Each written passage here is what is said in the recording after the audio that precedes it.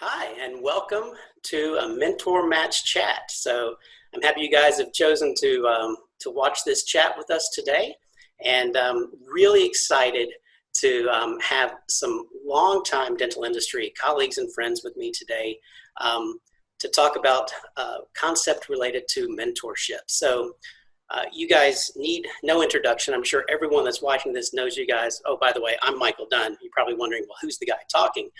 So I'm Michael Dunn, here to kind of coordinate or host this Mentor Match Chat. I have with me today Paige Mead. Paige is the founder and recruiter at Paige Mead Recruiting. Paige, thanks for joining us. Thanks for having me. And we've got Rob Hays. Rob is Regional Sales Developer at Getsy Dental and co-founder of Bite Plane. Rob, thanks for being here. Thanks for the invite. So we've got 3 time zones represented, so I'm happy about that. So today we're going to talk about a topic that's really become, has always been near and dear to, I think, all of our hearts, but lately has become increasingly important, and that's really just how to find a mentor, how to seek out, how to develop that mentor relationship. And one of the things that strikes me, and I'll just kind of kick off our chat here, is that, if I think about my career, I just think about the, dental aside, work in general. The work has changed over the years. I mean, there's really 2 things happening. First, increasingly, we have people like myself who work primarily remotely.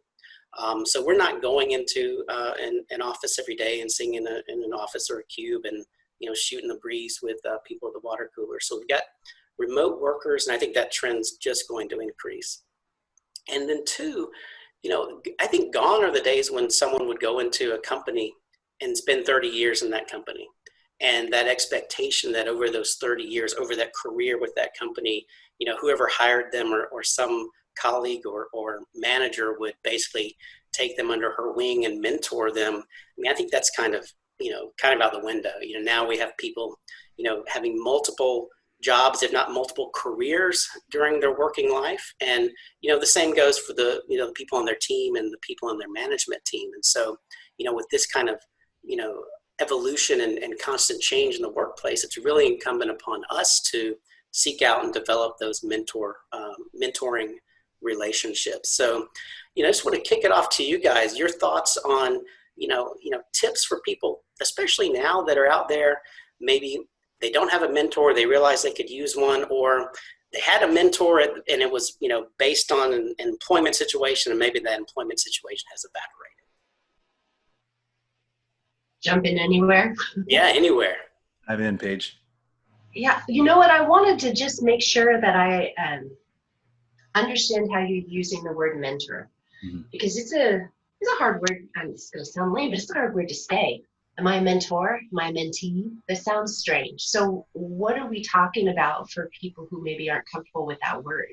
Yeah, I think that's a great discussion to have and a great question to ask, because I think to everyone, the concept of a mentor and a mentee has maybe a different connotation or different meaning. And I think, I think one of the things people have to, at least this is my opinion, obviously, have to get around is that it doesn't have to be this formal thing. It doesn't have to be this formal, I anoint you as my mentee, and I will, that was me with something on someone's shoulders, by the way. It doesn't have to be this formal, anointing. What we're really talking about is, or what I'm talking about is, finding someone that, can, in the ways that you need it, serve as a professional advisor, a guide through, a guide through what you're going through in that moment in your career. It could be that 3 years from now, that relationship changes and that mentor is now your mentee, right? To me, it's fluid. And again, just as the workplace has changed, I think the formality of this concept has really changed and diminished. I don't know, Rob, your thoughts on Paige's question there. No, it's exactly where I wanted to jump off. I mean, mentorship can take a lot of different forms. I mean, I have had in my career formal mentorships where it was a true engagement. Joe McGonigal stands out as one that you guys both know. At one point, he had his own sales coaching company. And so, I became a client of that. I'm currently engaged with a gentleman by the name of Blair Kolkoski, who is a truly formal mentor. We get together once a quarter. We talk about, business concepts, what challenges I'm having. You can have, like you mentioned, Michael, a boss who's a mentor. You come together by way of a formal employment arrangement, and that person can occupy the space of a mentor. You can have peers. I mean, I think about some of my early sales training classes that I made some great relationships and stayed in close contact with those people as they were developing their careers, and I leaned on them for influence and advice and guidance on how they were dealing with one challenge or another. And then, I'm an avid reader. I always kind of joke that I'm making up for the first 30 years of my life and becoming a good student finally. So I think you can look to, plant the right seeds in your life, both personally and professionally. So mentorship can take a lot of different forms. And I do think also, to your point, Michael, that, no man steps through the same river twice, right? We change, we develop, we grow. And so you need different things as you face new challenges and look to overcome hurdles. So if you're looking for a mentor, I would be very cognizant and aware and do some self-discovery on what you are looking for. Try to find someone who is living the life to which you aspire, right? They're having some success in an area that you want to pursue. And it doesn't have to be a big formal blown out thing. It can be fairly casual, but doing it with some intention. I mean, I think about times in my life when I was, probably more intentional about staying in close contact with people, is when I felt the most growth. And, when I hunker down in my dungeon here and, head down, then I lose some of those contacts and I lose some of the perspective that comes as a result of it. So. That's a really good point. Yeah. So is that your quote, no man steps through the same river twice, or where are we pulling that from? Because I've never heard that and I love it. Yeah, I definitely invented it. No, it's like it's an old Taoist thing, if I'm not mistaken. I'm not good at my attribution. While I read a lot, I don't retain much. But I think you bring up a good point about kind of that self work or that that introspection that needs to happen first.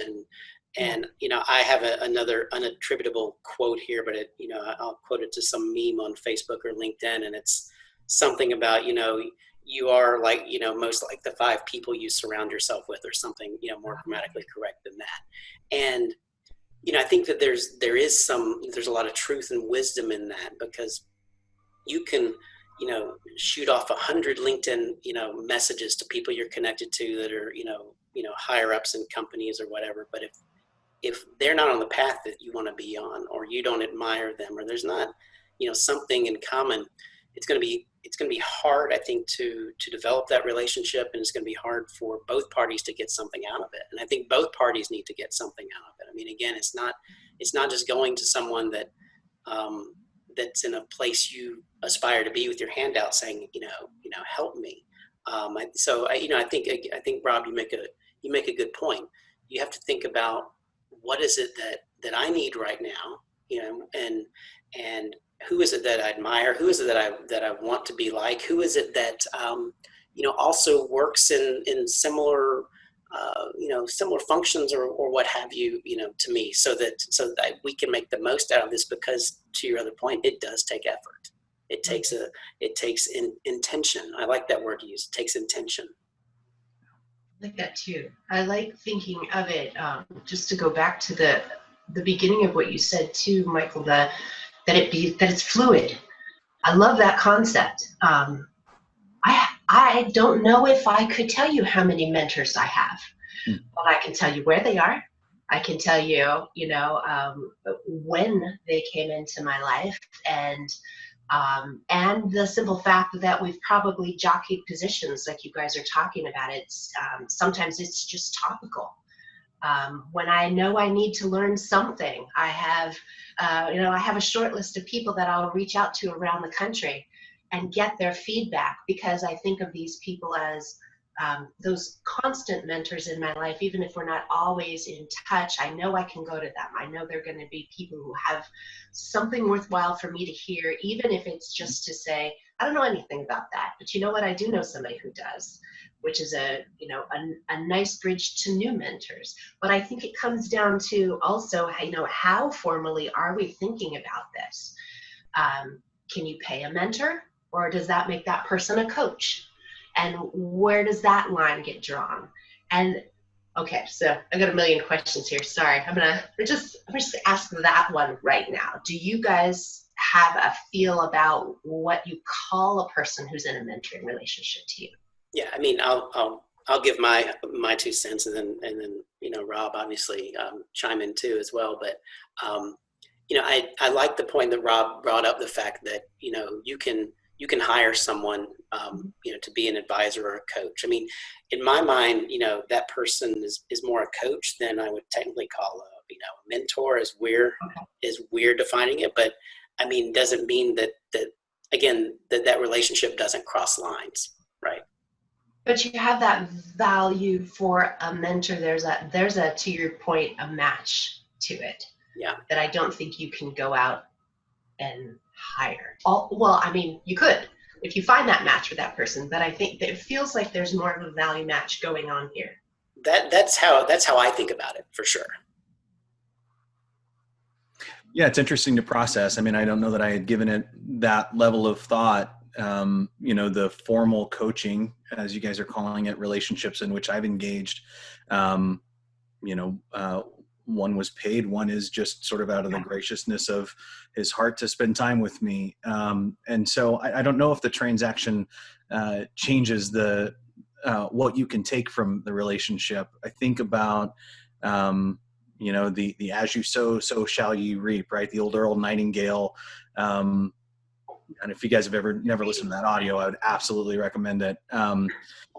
It's a little dated, as you would expect, because it was recorded back, I think, in the early 50s. Anyway, he talks about how your brain is like a farm, right? The seeds that you plant become the fruits that you bear, and that's true whether it's poisonous nightshade or a valley of flowers or food and sustenance. So we operate and function the same way. So what are you planting?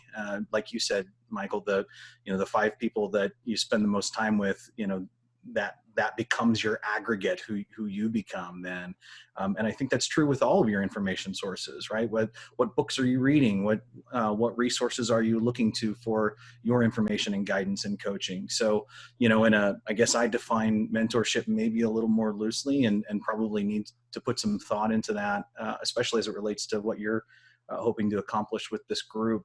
So I don't know, that's kind of my 2 cents on that. Yeah, I think we're going to change the title of this, by the way, to A Valley of Flowers. Just to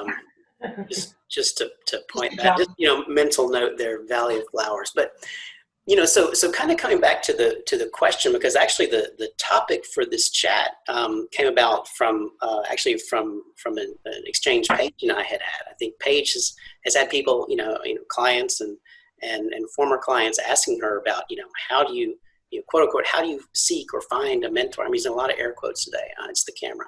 How do you find a mentor? So, I mean, there's one way that I think we've stumbled on right here. You can interview coaches, right? You can find coaches that, and there is a transaction there, but you can hire someone. And there's not to say that a coach cannot be a mentor or that there's anything wrong with that. I mean, I've used coaches before. I'm using a coach right now, and lots of value there. So I don't want to diminish that. But that's one thing that you can do.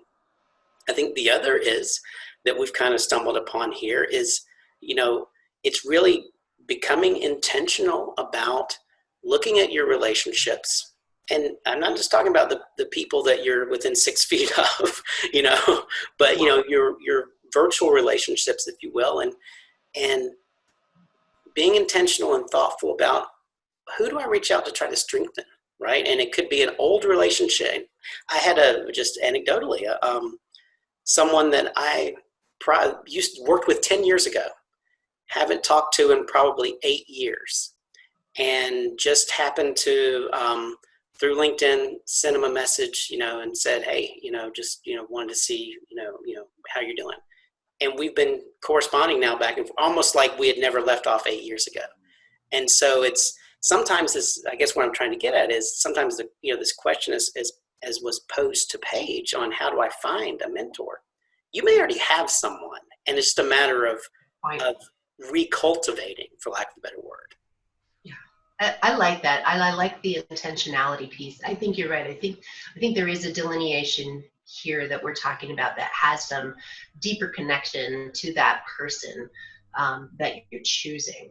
And that, I mean, I do have hiring managers who will say, I would really like to hire somebody I can mentor and literally tuck under my wing and bring up. But to your point about intentionality, there's a choice that happens in the engagement that I think is initiated by the person who's looking for the mentor. I don't think a mentor can always, I think you can go looking for someone that you can offer your experience and your values and your attention to, but I think maybe one of the differences is a mentee gets to choose at some point, by virtue of all the things we're talking about. Yeah, and I think there's two things that I just want to make sure that I express, as we start to get close to the end of our time here, but just two thoughts that have kind of been nagging me here related to this. I think, again, kind of going back to that question, how do I find someone?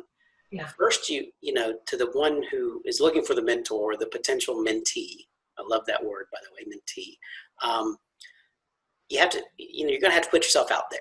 I mean, it doesn't have to be publicly. It doesn't mean, it doesn't have to be, write an article on LinkedIn and say, I'm struggling here, I need help. But you're going to have to reach out to people.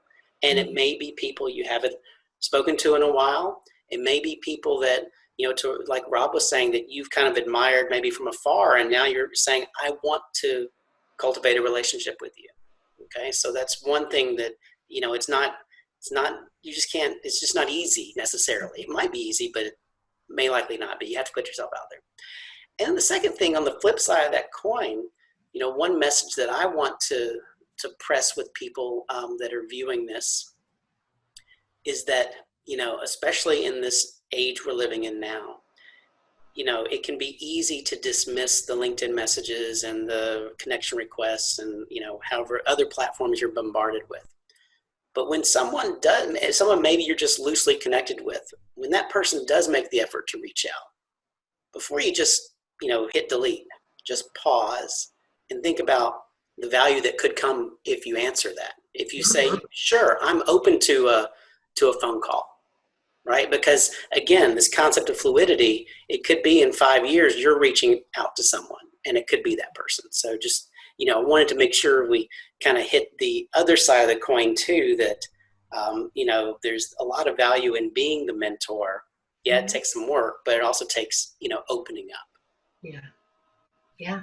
I think to pull on that thread a little bit, the way to approach it is probably not to reach out to someone and say, will you be my mentor?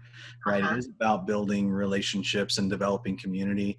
Seth Godin talks about tribes, right? Find the people who occupy the space you're either already in or want to be in and start to reach out. And the openness comes, I think, from both sides, right? Both from the potential mentor and from the mentee. And the mentee has to have done the work to figure out where they want to go, where their challenges lie, and they have to be open to hear possibly some hard truths as a result of that, but also be open to finding a mentor, maybe not from the source in which they originally expected. So that I think those are really salient points, Michael. I like where this conversation has gone. This has been fun for me. And I think you're right about that too, Rob. You just can't reach out and say, help me, or I need your help. And it's about saying, hey, we're connected, or I'd like to connect with you. We're in the same industry. We're in the same X, whatever it is. And I think there's a lot we could learn from each other. If this person is brand new to you, are you open to a phone call? And then, I know people don't realize it, but, these things also make phone calls. and you can pick it up and dial a number and speak to someone. And but you've done the work first. You said, okay, this is kind of what I'm looking for. I'm open to receiving feedback that may not be all all fields of flowers, to steal another Rob quote. And now I'm going to put myself out there, but in a way where I'm also offering something. I'm also saying, hey, we can learn from each other, not just you help me. Yeah.